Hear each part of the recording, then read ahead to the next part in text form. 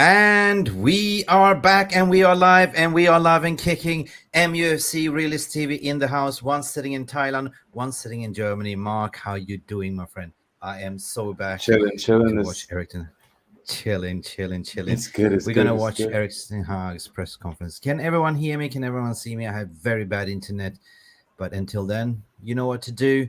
Please like and subscribe. Smash that like button for the love of God, because we are going to witness some gash questions by the British media apparatus. They have the knives out sharpened already, ready to sack Ten Hag, Mark. And do we allow Yeah. that? Do we allow No, this on no, this channel? no. No, Not at no, no, all. no, Not at no. all. Please, guys, stick with us because we're going to find out live reaction. We're going to listen to the press conference as per usual. Thumbs up, let me know in the chat below if you can hear me, if you can see me. Press a 1. If you don't, then press a 2. Let's do this, guys. Let's roll it.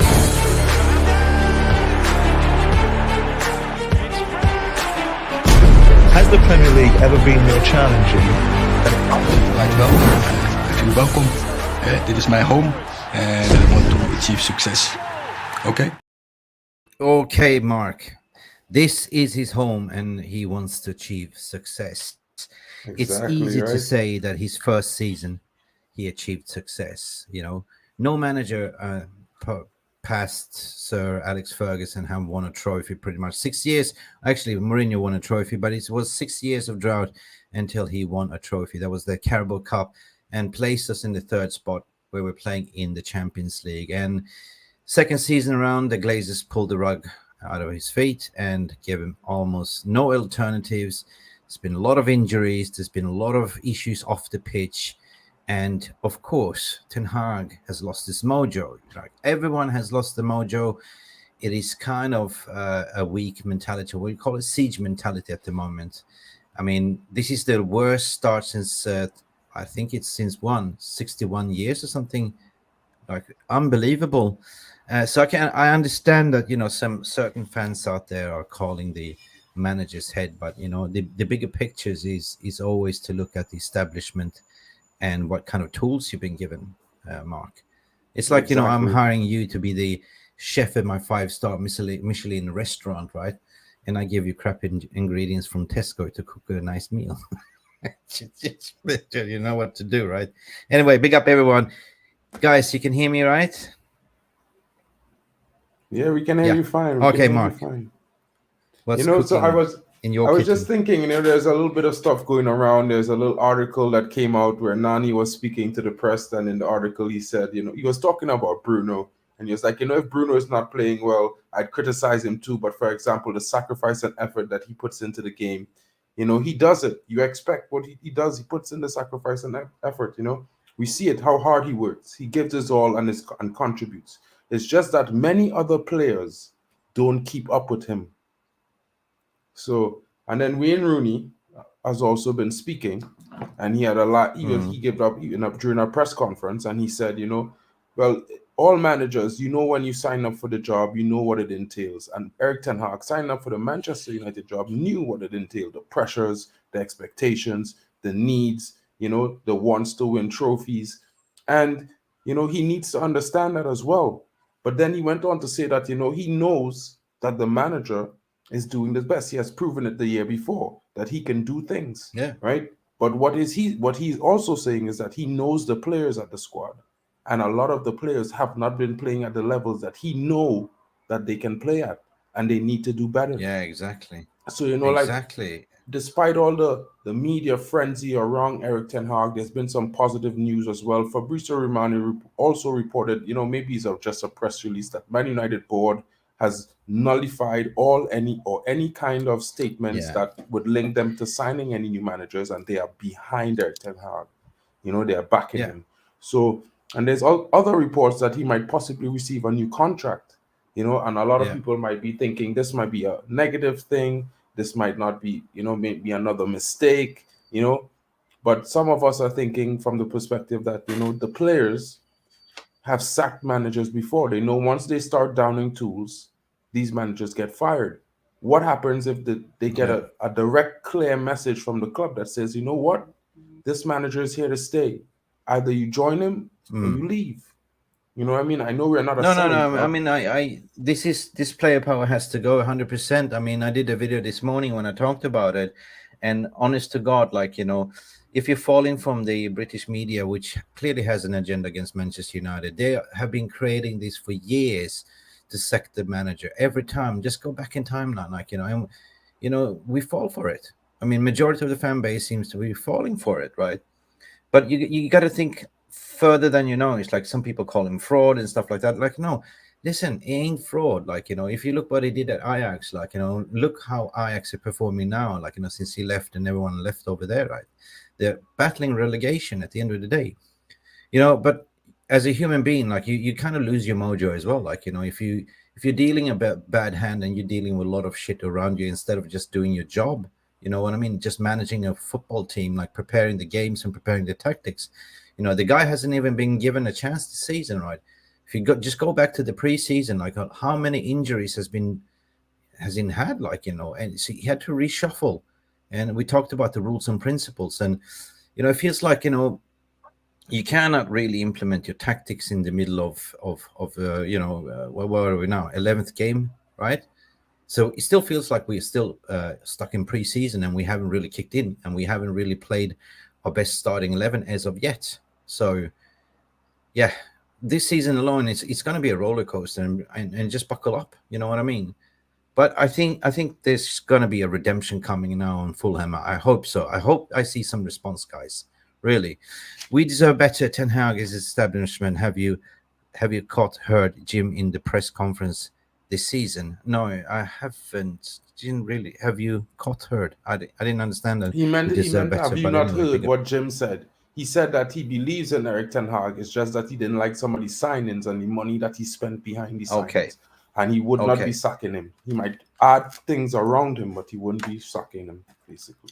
No, I mean, I'm just tired, and it's just going to be interesting to hear this press conference because I'm really, really fed up with this, stenographers, the gravy train, what I call them, right, without being censored, right? Because during this takeover process, during this transfer windows, we know who they are, right? They're just a bunch of vouchers feeding on us fans, creating fake news and fake stories. Nothing else. Just trash, cash. Hopefully, we will hear good questions today. Melissa Reddy and some other journalists. Or you think there will be the same usual buddies to Mike Neil Ashton there from The Sun? We're talking about Simon Stoney and Laura Whitwells and No, I'm looking forward to that. Yeah, to the ladies who've been asking the really nice questions for us. Like they've been asking spot on questions, including Melissa already. We have to give her flowers. They've been asking some really nice questions the past few weeks. I'm hoping for a continuation, but I'm gonna expect to hear questions about some. Do you think you are playing the wrong system for the team? Does the team agree with your tactics? What has happened? What has actually happened to Varane? Did you guys actually fall out? All sorts of weird questions. It might be coming. You know what I mean? And it's just a little bit to think about, but at the same time, I hope they keep it clean, they keep it precise and concise, and let's get information and not let's just talk about I have a question gossip. for you guys. Why ain't Maurizio Pochettino receiving the same level of scrutiny by the British press at the moment? They love him. That's just my opinion. Yeah. I don't know. No, but they hate United. That's the thing, right? They hate That is the United. thing. They can't. You see. Listen, this is how I feel about it. Right? The earlier they go at something in the team or anything of the team is because they fear that aspect the most. Right? And I feel like the reason that they targeted Erik Ten Hag so early this season as well is because they saw what he did last season and they saw to themselves, you know what? If this guy gets some players in that fit his system, it's going to be trouble in the Premier League. That's just my opinion. I look at it like that. Yeah, I'm Ten Hag and 100%. always been 100%. At least we can put some common sense to it. Like sacking the manager, we've seen this recipe before. If you're falling from this trap again, we are back in the same hamster wheel. Ain't matter if you appoint Guardiola or whoever you want to appoint, Zidane or whatever.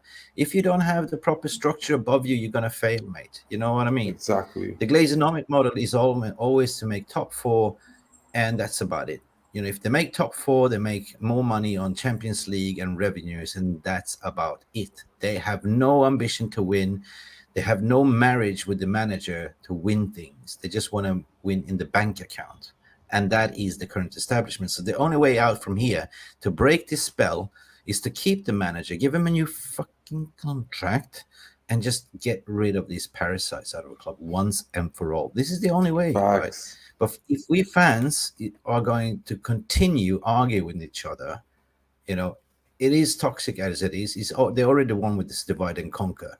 You fell for the trap. I've seen some fan channels already calling for his head. Like, are you mad? Right? I do get it. Like, if you go into, if you're a match going fan, for instance, and you're going seeing this crap football, but you gotta suffer a little bit before. What do you call it? There's no pain without any gain, right? There's a saying. Right? No so pain. This is a temporary pain, but in the future we got to look at for the ultimate reward, right? So we all seen Arteta, everyone was calling Arteta out 2 seasons in a row, but look what he's now doing now, Eddie Howe as well, and everyone so it's a process. Unfortunately, I back Ten Hag and I back the team, but I don't back the establishment above. That's about it. Facts. Big up everyone.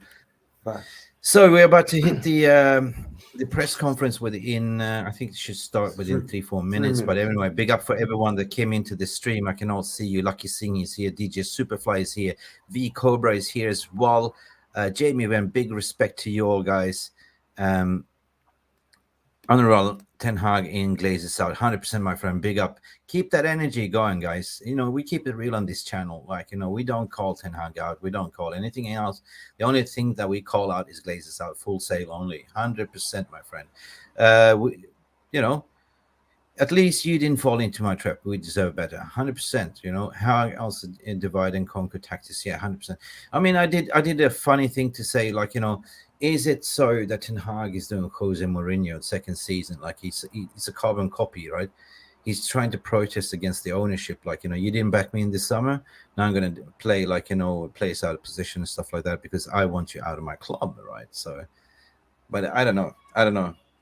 We see how we perform tomorrow against Fullham, by the way. Hag is the establishment. What are you saying there? Yeah. Robs is saying, Ten Hag has my support. We can't let the players do the same thing to another manager. We need a full squad clear out. No, 100%. No, enough is enough. That hamster wheel has to stop turning eventually. It's been spinning for too many years since Sir Alex Ferguson left. So yeah, I can't believe it. A lot of people were waxing lyricals when we first got him, and everyone was on the joyride. Everyone was on the bandwagon when we came into the transfer window, and now, I don't understand. It's the same person, and you want him out, after one season. Expect the of Carrick and McKenna will be the next manager if Ten Hag gets sacked. Oh my God, no, thank you. No legends of the club, and I believe that media was fishing yesterday when they interviewed Wayne Rooney and asked about it. Of course, they think Wayne Rooney is going to be the next manager. We've been to that road before. No way. Ain't matter who comes in. Zidane, whatever. If the glaze is still there, same. Mark Davis, what are you saying? What do you both think tomorrow game, Fulham versus United versus Fulham, score first? Struggle to score my goals, Glazes out. We will see, Mark. We will see. We'll find out after this press conference what he has to say. Where are we at with the press conference at the moment, my friend? It hasn't started yet. It takes a few minutes before it gets it really gets. Oh yeah, they're slow. They like to torture us fans, to be honest. Big up DJ Superfly, Glazes out. No, I don't think 25% is. I will speak my truth later on. Please remember to smash the like button, and on your way, people, don't hit your head on the way. What Angie is saying. Big up, Angie. Good to see you again. I'm back. A little bit tired, very much jet lag. So need more coffee, Mark. Yeah. What are you saying? Frank de Boer won 4 titles as manager of Ajax, but ultimately failed at Serie A, Prem, and has head coach of Netherlands, now manager Al Jazeera. Yeah, I mean, dude, like, we can also compare like Jose Mourinho. It all went tits up when he came to United, right? He was the Don, right? So every manager that comes to United, it's a graveyard shift. Every player that comes to United is a graveyard shift. We don't progress, we regress. Somebody left a voodoo doll in their locker room, and I don't know whose voodoo doll it is, but let's send the dogs in and sniff it and look at it and send it to where the sun don't shine, Mark. We need to break this 100%. curse. 100%. Stephen, only thing that matters, Qatar in, 100% full sail on the Glazers out, no Tolnino's Ratcliffe out. Yeah, I totally agree with you. Massive It's shout starting. out for you, It's my starting, friend. Mick. It's starting. Okay, let's go. Hello, Volume up. to the press conference show. Our manager Erik Ten Hags has. Can you hear me well? You can hear it well? Hi, Erik. We've heard about Casemiro, but what's the situation with Varane and the rest of the squad ahead of the Fullham game? Varane is ready to play, so we will be traveling with the squad. Any other injury issues to be aware of? Yeah, just Victor Lindelof, some illness. We have to see if he's ready for tomorrow. You said after the Newcastle game that you were a fighter, but people have questioned the character of some of your players in your squad. Do you believe that they have the requisite fight to get you out of this position? But that's not right. You can't say that. Remember only the fight we showed against Brentford and that comeback. If there wasn't spirit in the dressing room, if there wasn't characters in the dressing room, you can't do this. Erik, last week after the Manchester City game, some quotes attributed to you came out about Ajax and the way that Ajax played, and you saying that you couldn't play at Manchester United the way that Ajax played. Is that right? Because I would have thought that most people would think that you came here because of the way that Ajax played. I thought it was the explanation from my point of view was totally wrong. But I can't play like Ajax because they're different players. So I came here with my philosophy based on possession, but also to combine it with the DNA of Manchester United and combine it with players and with the competences, the characters of the players. And that do you combine, and I think last year we have seen what that was. I think we played very good football last season. And this season the philosophy is not different. Only I would emphasize more on go direct, but the explanation for my direct, they thought that I want to go for long balls. No, I don't want Andre Onana and to go for long balls. I know I want to play from the back as we did, and we tried it every game, also against City, but if an opponent is going so in a high press, that is a good option to go down. We did that. But I meant with directness is, and I explained it I thought it was in the USA on New York, and how we want to play. We want to press. We want to press from different blocks and then go direct, because we have the players like Rasmus Højlund and Marcus Rashford and Anthony and Bruno and Scott McTominay, who are very good in it with passing for Christian Eriksen, with our fullbacks and joining in. And that was my idea, and I think I explained it very clearly. Good answer. I mean, sorry, Very a good lot of answer. people can't see that or any real way of playing in the last few games. I don't want to say that. I think that it's too strong. I think that the intention is clear, but definitely is the case that the execution isn't there. But that I think in the moment where we are in, with so many changes in every game, and we can't line up the same lineup 2-3 games after each other. Every time we have to swap. And last season was the same with everyone one player. But now we miss often players in the back four, and every time we have to adjust. Yes, that don't help 100%. in your routines. And now also the midfield, we have to adjust. I'm missing Casemiro, an important player. But I never brought up this team. You know why? We have to win. And I don't want to find excuses if you're not winning. But we have to be now more pragmatic, but still we have to win. And that is the demand. And I don't walk away from that. Erik, you've had 2 really bad home defeats. You've got to win tomorrow. Everybody feels that. What have you said to the players this week, and what sort of reaction have you had from them? Yeah, they're positive. And they want to put this right. And we know the standards here. And we have to match the standards every day. And we had 2 big setbacks, but we will fight back. And this dressing room is strong, and the staff is strong, and this manager is strong, and to put this right. The Gyms announced today significant money for the stadium. Are you hopeful of significant money for players? Is that an avenue you'll be pursuing now? Now he's made his intentions clear about the stadium? I have a good squad, and I'm convinced the players in this dressing room. So these players, and we have seen last year, they can do a lot better. But that is up to me to let them play better. I take the responsibility to let them play better, and I will put every effort in to get this done. And I'm not thinking about windows, no, because I have a good squad, and we constructed this squad with good players. And when the players are available, when they're returning from injuries, what I mean, then we will play better, definitely. With so much scrutiny on Manchester United, Erik, is tomorrow a must-win? Is it the most important game perhaps you've faced in your time here? I never think in such scenarios. I think we have to win every game. And we do, as every game, we put every effort in, and we prepared very good, and I'm sure the players are ready for tomorrow to execute their plan. Good question, good answer. It has to be in the DNA for all of the players, and I'm sure you feel the same yourself. How do you get back to that? How do you get back to being hard to beat? I think that the players are hard to beat, and in this moment, it's obviously, and when you have such 2 defeats, and we didn't show it. And but I'm convinced on the long term, the players will be hard to beat, and they know how to do it. That's all from us here at Carrington, but as we head off to Fullham, make sure you No Melissa Redding.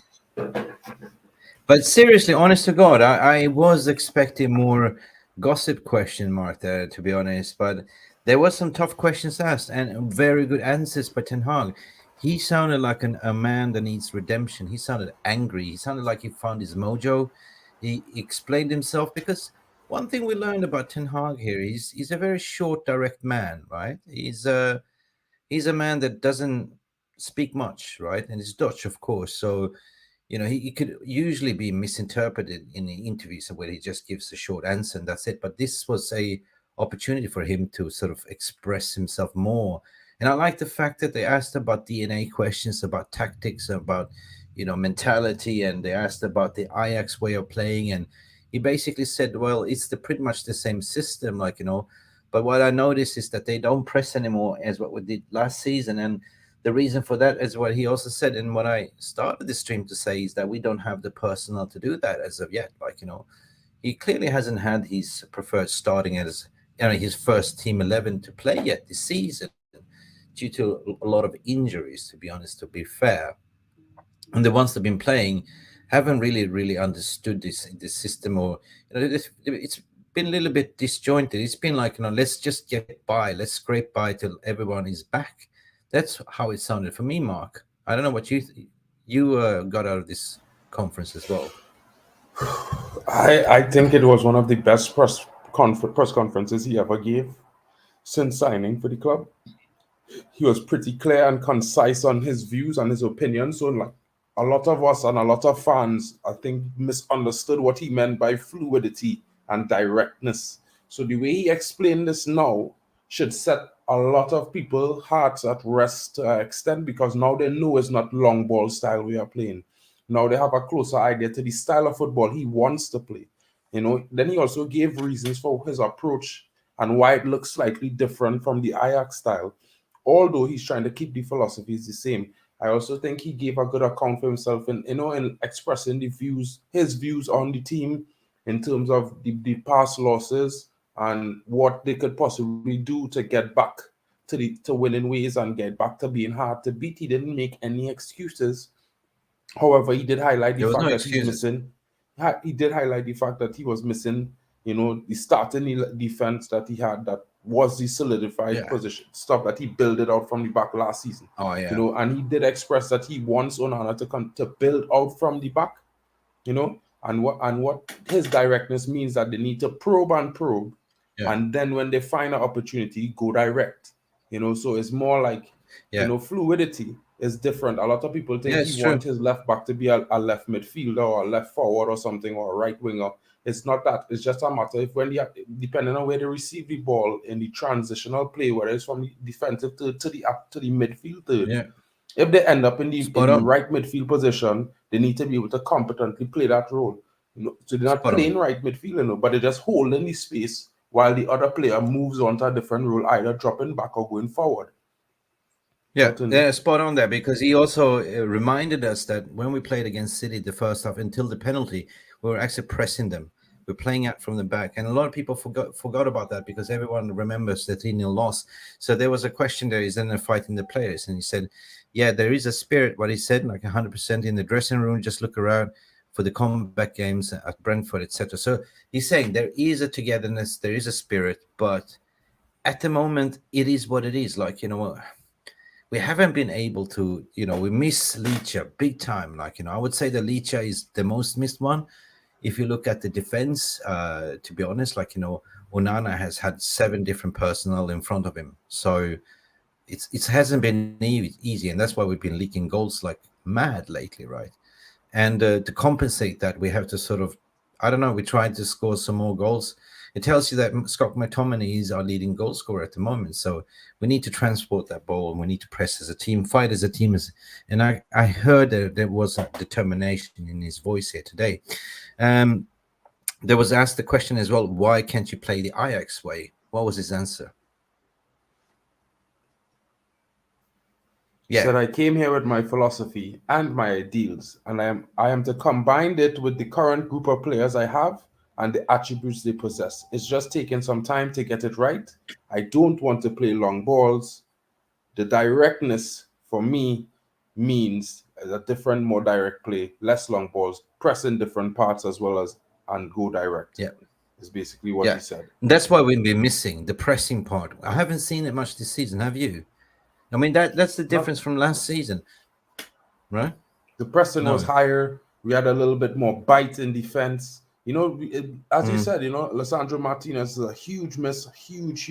His energy, his charisma, the way he carries himself on the field, it creates how should I put it? It creates a base for the team to stand on. Like, players know if they come in, they will get tackled. He is going to come at them. He's going to come for long balls quickly, so they need to be on it. So I think that is heavily missed, because now we have a less proactive defense right now than a proactive defense without him. Yeah, 100%. So for me, there was a very, very good questions, and tough questions actually, but he sounded like he had some bit under his teeth at the moment. Like, he needed some revenge. And I was expecting to cook him actually, but they didn't, right? They didn't. Then they went on to say you had bad home results, 100%. They asked him, defeats, you must turn around. What did you say to the players? And he said pretty much, he said, do you hope if no, there was nothing. Yeah. We must put it right. We must stick together, work hard, and prove the fans we are fighting for the badge.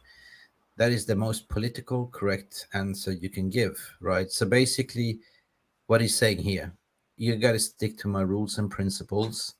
You got to, defend as a team, attack as a team, win as a team, lose it as a team. And as fans, we need to get behind this team as well, right? Because we all support this badge. And lately, it's been shambolic from, I would say that everyone that was on the pitch against City and against Newcastle were not there. They were not wearing the badge. They were in La La Land. Or they might be mentally defeated. But this is the moment now to prove yourself, guys. Prove to the fans that you're not that bottlers, like what everyone wants you to be. Don't let the media win. We are united people. Let's do this. Let's get behind this team on Saturday because we do need this win. We do need to back this manager. Win, lose, draw, we got to be there, right? 100%. Guys, let me know what you think as well. Don't forget to smash that like button on the way as well. It doesn't cost you anything. Subscribe if you haven't done so. It's absolutely free. So, guys, that's about the injuries. I think there was something about Casemiro is injured. He's been given 2 weeks off. He's been given a week to rest and a week to recuperate, and then he'll be touching grass. So we may not see Casemiro for another 2 weeks before he plays again. So then there was also an update on Lisandro Martinez. He successfully had surgery. The surgery went well. He is now in the second phase of recovery, which means he's now doing the physiotherapy and starting. So he should be back a little bit sooner, maybe at the beginning of January. Anytime, unpredictably, could be the beginning of December. But for now, this month, he's going to be working on physiotherapy and then soon to touch grass. We will hear more on that. There was also some information on... Just now, 1 second. Victor Lindelof was ill, couldn't travel, apparently.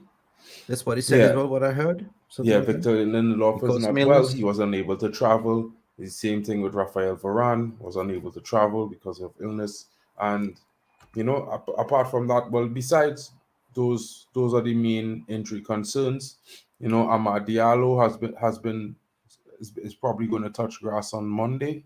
So that's the last of it. What I mean? And there's been no... They didn't. He's not injured, while he's playing with the under 18. So I think he's. I'm not sure if he's in the squad this weekend for Fulham. He might well be because of the Casemiro injury, right? They have yet to make the decision today. That's why the press conference is embargoed, because they have training. The training session still going on as we speak. So the embargo session will have the more information on who are the actual squad for tomorrow. Right? Yeah. And I will give that information in my news report in the morning. We are getting a little bit stronger. We saw glimpses of Aaron Wan-Bissaka in the Carabao Cup, and God, is he good? Is he good? Like, I didn't even notice he's been out. Like, what an improvement as soon as he came in on the right back situation. So basically, we're getting our fullbacks back, right? That's the thing. Yeah. All we need is Luke Shaw back as well. Reguilon needs a little bit more gelling. He still look a little bit like huffing and puffing at the moment. So we are looking like we are gaining back composure, at least in the back. I just don't want to see Maguire partner up with a 35-year-old Johnny Evans. You know what I mean? So what's going on with Rafael Varane? There was no questions about that. Doesn't mean that he's injured. No, he's probably going to play.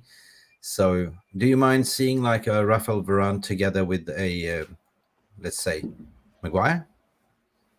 I don't mind, because they're going to play Mitrovic. They're going to play Mitrovic. We're going to take care of Mitrovic. Mitrovic is back in Fulham. Oh, Mitrovic in the Saudi League, bro.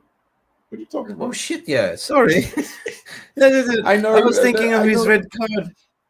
Yo, no, boy, Fulham having striker woes right now. Fulham having lots of trouble scoring goals at the moment. Man. No, they're even seriously, I'm so jet lagged, so my mind is so cooked at the moment. But all I can remember, Mitrovic last season. Remember, he got a red card. They had when we played him last season. I also think there's a possibility that Paulinho is injured. He is reported to have a knock and not be available. And if he's not available, that's great for us, because that's less defensive power for them. Yeah.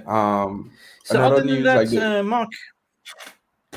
that, Mark, I mean, there was not much that I can remember, because I think it was an Erik Ten Hag by the looks of it. You saw it with your own eyes, right? You saw it on telly, right? He looked a bit like he's like, I'm we need a little bit of it. Come on, guys. I think that's wake up, smell the coffee. Yeah. I mean, I mean, I don't know what to say. Like, I was watching the Carabao Cup. It was 3 a.m. in the morning, 3:50 when the game started. I just flew 22 hours, didn't sleep, stayed awake, and I watched the whole game. I just can't switch off. I can't. Once I start watching, I love my club. That's the thing. I can't. I want us to have a great result. Yeah, win, lose, or draw. Yeah. We'll be there, and we're waiting for Luke Shaw, 100%. Yeah. You have some little other rumblings about, like this morning there's a lot of talk about it. Even Rio Ferdinand and them earlier on, before your attorney presser on, Rio Ferdinand and them was having a discussion at the MUFC studio, and they was talking about, there's going to be some money in the transfers for this January, and MUFC are looking at Marcus Leonardo. They're also about to rival Barcelona for a young Belgian player called Arthur Vermeeren. He's 18 years old. He's been a regular at the Belgian champion, the team that won the Belgian league. So they say his closest likeness is someone like Andreas Iniesta. He's a ball progressor, very good on the ball, plays the ball well. Yeah, very good on the ball. Listen, I got a confession to make. I'm not caring about any transfer news or anything other than Glazers out at the moment and us to win games again. That's all it matters for me right now. We know what the problem is. Everything above Ten Hag, green and gold until we announce this all. 100% full sale only, no to 25%. That's where I stand. And I don't believe either what you're saying there, Angie.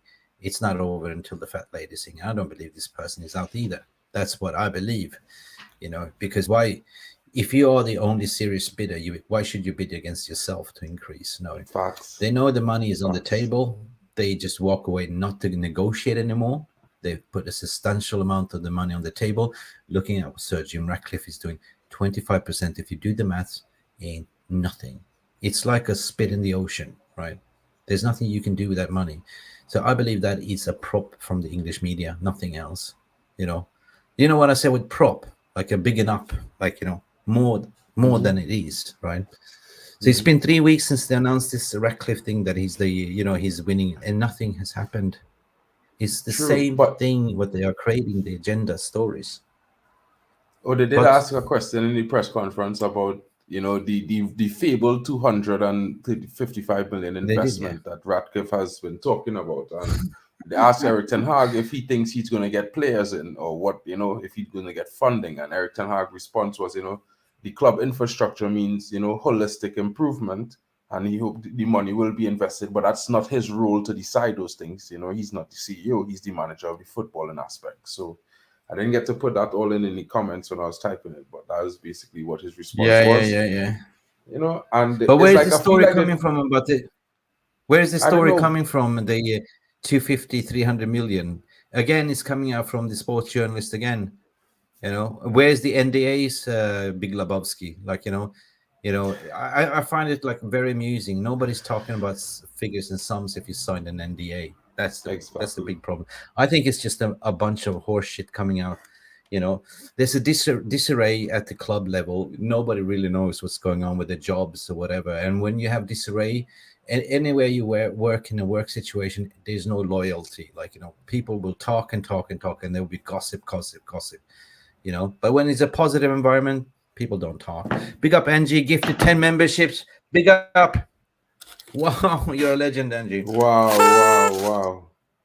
And the 10 new members are Craig Warby, Edward Reed. Craig Warby's back. Kevin McGee, Nico Av, Matty R, Nicholas Mattia, Dazed 73, Evelyn the Sky, Even the Sky, yes. Anwar Hakim Halim, and Savakis Mabrus.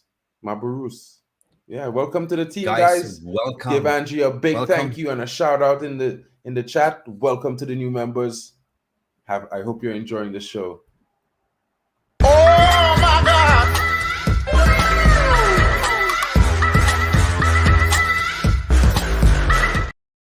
Angie, the woman that never stops giving. We love you, Angie, and thank you, everyone. Give Angie a big heart in the VR room, guys, and welcome to the team.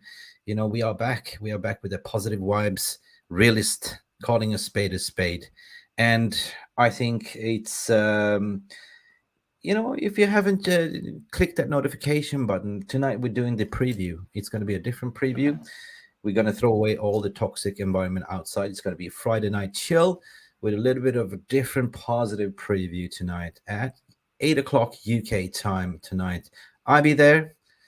It's going to be 3 a.m. in the morning for me, but I will be there because I love my community. I love my club, and I love talking therapy sessions as well. Mark will be there. I think Jarvis Cocker will be there. I don't know who else. Maybe Andy Tate. It's going to be a lot of people. Maybe we can do a call-in show for you guys to come in and express yourself. We're going to pick the lineup tonight. No point of picking the lineup now, Mark. What are you saying? Until we see the embargo section. I'd rather wait till the embargo section, and we could discuss it right before the game in the pre-warm up to the match. You know what I mean? I think it's going to be interesting. Anyway, so massive shout out again, Angie, for your gift, and welcome for the 10 new members that became members as well. Sorry, I hope you can hear me. I hope you can see me well. I'm running on a very low broadband. I'm still waiting for my internet to be installed. Guys, for that you don't know, I just recently relocated to Thailand, to Phuket. I'm going to be based for 1 year, but I'm still going to do the streams here regularly with you guys. So nothing has changed, only the location has changed. And it's hot, Mark. It's hot. It's very hot here. Guess you're enjoying the weather. Guess you're enjoying the weather. It's nice, right? Yeah, I don't know. Yeah. 100%, guys. Thank you so much. Everyone say thank you, Angie. Listen, guys, it's been a brilliant, short, snappy press conference. We didn't do a morning news show today. We gave Mark a little bit of a sleep in today. But the way forward is, since I'm 6 hours ahead of Mark, I'll be joining in the mornings, and we're going to have some fantastic morning shows, aren't we, Mark? Yes, we are. Oh, just for Maddie R, he's just jumping in. I'm just going to let him know. Casemiro is have 2 weeks off. He's going to be given a chance to rest because he has a hamstring injury. So if that's what you're talking about, yes, he has. He's not going to be available for 2 weeks. And a lot of the stuff also we have been talking about basically based on, the we talked about a few transfers, but that's not important. The most important things is Amad Diallo should be touching grass next week and be going into the advanced stages of return training. We already know that Wan-Bissaka is back. Erik Ten Hag had a press conference today, Maddie, and basically in the press conference, they asked him a few questions about why doesn't he play the Ajax style of play, which he answered and says, directness for him means something different. It's not just long balls. He can't implement the Ajax style because the players here are different. The players have a different sense of attributes, so he has to kind of tinker with the style to fit their attributes while keeping the philosophy that he came with and his principles intact. So this is what he's trying to do. It's taking some time for them to get it together, but he's doing his best, and the team will get it right soon. Yeah, keep going, summarize. At the end of the day, what he's saying, we're getting what he's saying, that he hasn't had the opportunity to play his strongest 11 as of yet, exactly, due to injuries. There's a lot of players coming back now from injuries. We've seen the likes of Aaron Wan-Bissaka playing touch grass, and Kobe Mainoo as well. He's been playing a little bit. He was on the bench last time. Maybe he will give a start. Casemiro will not be traveling because of hamstring injury. I think also Lindelof is not traveling because of Rafael Varane illness. And Rafael Varane, probably. I didn't hear. Okay. So anyway, I think there was a determined Ten Hag, was an angry Ten Hag. He explained that, we need to sort of start pressing together, attacking together, fighting together, following the rules and principles. He can understood there's a lot of people lost his ways, including himself. He lost his mojo as well. But I saw a different Ten Hag today. I saw the mojo is back in him. The belief needs to be there. And we need massive win against Fullham tomorrow, guys. So yes, that's what we're going to say, guys. And Todd Bowley gave Chelsea 1.75 million for the infrastructure. Jim Ratcliffe gets 250. What are you going to do then? David Bradley. Buy a bucket load of Snickers to send to Jarvis? Yeah, I don't know.